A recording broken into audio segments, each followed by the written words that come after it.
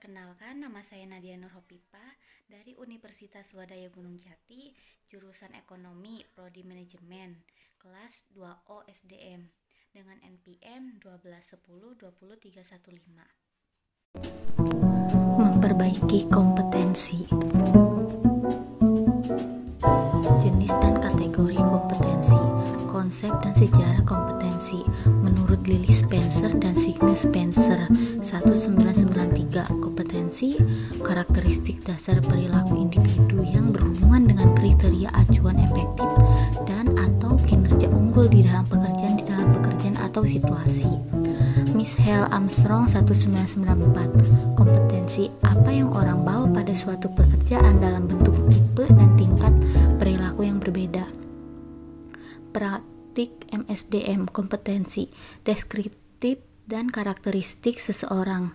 Margaret Dale 2003. Kompetensi menggambarkan dasar pengetahuan dan standar kinerja yang dipersyaratkan agar berhasil menyelesaikan pekerjaan atau memegang suatu jabatan.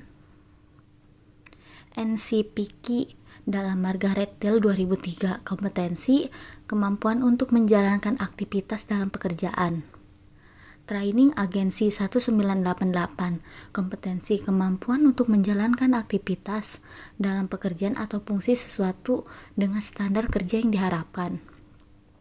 MC Cleland 1993. Kompetensi karakteristik dasar personal yang menjadi faktor penentu sukses tidaknya seseorang dalam mengerjakan suatu pekerjaan atau situasi. SK Kepala BKN 2003. Kompetensi, kemampuan dan karakteristik yang dimiliki seseorang pegawai negeri sipil yang berupa pengetahuan, keterampilan, dan sikap perilaku yang diperlukan dalam tugas jabatannya, sehingga PNS tersebut dapat melakukan tugasnya secara profesional, efektif, dan efisien. Komponen kompetensi. Yang pertama, motivasi penggerak atau mengarahkan dan menyeleksi perilaku terhadap tujuan atau kegiatan tertentu.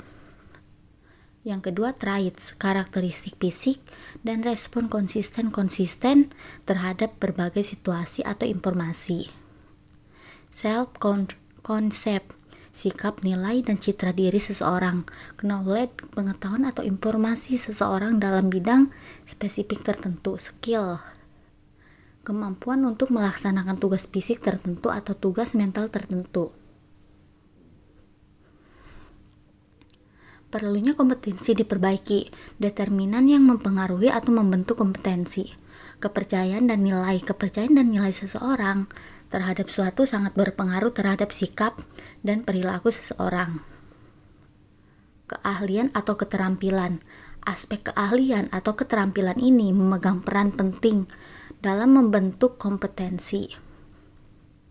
Pengalaman merupakan elemen penting dalam membentuk penguasaan kompetensi seseorang terhadap tugas. Karakteristik personal, karakteristik kepribadian seseorang turut berpengaruh terhadap kompetensi seseorang. Motivasi seseorang terhadap suatu pekerjaan atau aktivitas dalam berpengaruh terhadap hasil yang dicapai. Isu emosional, hambatan dan blok emosional terhadap membatasi penguasaan kompetensi. Kapasitas intelektual seseorang akan berpengaruh terhadap kepuasan kompetensi. Tingkat memperbaiki kompetensi, mudah diperbaiki, mengembangkan orang lain, efisien produk, kerja tim, keahlian teknis, orientasi pelayanan, mengelola kinerja. Agak sulit diperbaiki, orientasi hasil kualitas keputusan, pengaruh penyelesaian konflik, pemikiran analisis, kecerdasan organisasi. Sulit diperbaiki, inisiatif, inovasi, integritas dan kejujuran, pengelolaan tekanan. Perbedaan kompetensi dan sikap lain. Kompetensi merujuk pada pendekatan perilaku tertentu, dijadikan parameter untuk mampu melaksanakan pekerjaan secara efektif, berhasil, unggul, dan superior. Komponen kompetensi terdiri dari dorongan sifat, citra diri, peranan sosial, dan kemampuan. Pemahaman kompetensi. Dalam hal pemahaman kompetensi perlu dijelaskan pengertian tentang pengetahuan, keterampilan, kemampuan, dan bakat untuk mengetahui sejauh mana perbedaan atau kesamaan dari konsep tertentu. Pengetahuan seseorang. Pengetahuan yang dimiliki seseorang bisa dikategorikan ke dalam dua jenis, yaitu pengetahuan yang disadari dan pengetahuan yang tidak dapat disadari. Keterampilan perilaku. Keterampilan perilaku yang terkait tugas bisa dikuasai melalui latihan dan bantuan orang lain. Keterampilan perilaku. Perilaku merupakan fungsi dari faktor kepribadian, individu, dan faktor lingkungan. Sikap dibentuk dari kombinasi pengalaman, kondisi sosial, atau lingkungan. Metode penelitian kompetensi. 1. Desain studi terbaik atau klasik dengan menggunakan sampel. 2. Desain studi pendek dengan panel ahli. 3. Studi terhadap pemegang jabatan dan pekerjaan di masa lampau. Rencana studi. Rencana studi terbaik model kompetensi dengan menggunakan sampel yang terdiri dari 6 tahap. 1. Menerapkan kriteria kinerja efektif. 2. Mengidentifikasi kriteria sampel. 3. Mengumpulkan data. 4. Analisis data dan pengembangan model kompetensi. 5. Validasi model kompetensi. 6. Mempersiapkan penerapan model kompetensi.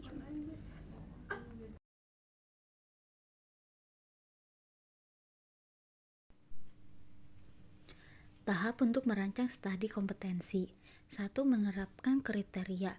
Menetapkan ukuran atau kriteria untuk menetapkan kinerja unggul efektif dalam pekerjaan yang akan dipelajari. 2. Mengidentifikasi kriteria sampel. Kriteria efektivitas kinerja yang dikembangkan dalam tahap 1 digunakan untuk mengidentifikasi kinerja kelompok, kinerja unggul, dan rata-rata. 3. Metode pengumpulan data bervariasi. Terdapat 6 metode, yaitu BI, panel ahli survei, database, model kompetensi. 4. Analisis data dan pengembangan model. Pada tahap ini, data seluruh sumber dianalisis untuk mengidentifikasi kompetensi kepribadian dan keahlian yang dimiliki pekerja. 5. Validasi model kompetensi. Model kompetensi yang diuji dengan melihat jika model dimaksud memprediksikan kinerja dari orang-orang dalam kedua kelompok sampel pada waktu yang sama. 6. Mempersiapkan model kompetensi. Tahap mendefinisikan model kompetensi. 1. Menjelaskan kriteria kinerja. 2. Mengidentifikasi orang-orang untuk sampel kriteria. 3. Mengumpulkan data melalui BI atau model lain. 4. Menganalisis data. 5. Mengesahkan model kompetensi. Dimensi kompetensi. Beberapa ahli membagi kompetensi dalam klaster atau gugus dan dimensi seperti Boyatis dalam William 2002. 1. Kemampuan manajemen dan tindakan dimensi. Efisiensi, perencanaan, inisiatif, perhatian pada hal rinci, contoh diri, fleksibilitas. 2. Kemampuan manajemen orang. Dimensi, empati, persuasif, jaringan kerja, negosiasi, percaya diri, manajemen tim, pengembangan. 3. Kemampuan logika analitis. Dimensi, menggunakan konsep, pengakuan, pola pengembangan teori, penggunaan teknologi analisis kuantitatif, objektivitas sosial, komunikasi tertulis. Menurut Dulewicz dalam Armstrong 19951, kemampuan intelektual, perspektif, strategis, analisis, dan penilaian, perencanaan, dan pengorganisasian. 2. Kemampuan interpersonal, mengolah staf, sikap, persuasif, dan asertif, pengembalian keputusan. Schroeder dalam William 2002. 1. Kognitif, mencari informasi, pemikiran konseptual, fleksibilitas. 2. Direksional, dampak, percaya diri, presentasi. 3. Motivasional, interpersonal, mengelola interaksi, orientasi. Contoh kompetensi dalam SKJ. Kompetensi umum. Kompetensi umum adalah kompetensi yang bersifat soft skill yang mencerminkan cash value LAN dan harus dimiliki oleh seluruh pegawai. Terdapat 4 kompetensi umum. 1. Integritas. 2. Pembelajaran berkelanjutan. 3. Fokus pada stakeholder. 4. Berorientasi pada kualitas. Kompetensi kepemimpinan. Kompetensi yang harus dimiliki oleh pejabat struktural eselon. Kompetensi bidang atau bisnis. Kompetensi yang harus dimiliki pegawai berupa pengetahuan, keahlian, dan sikap.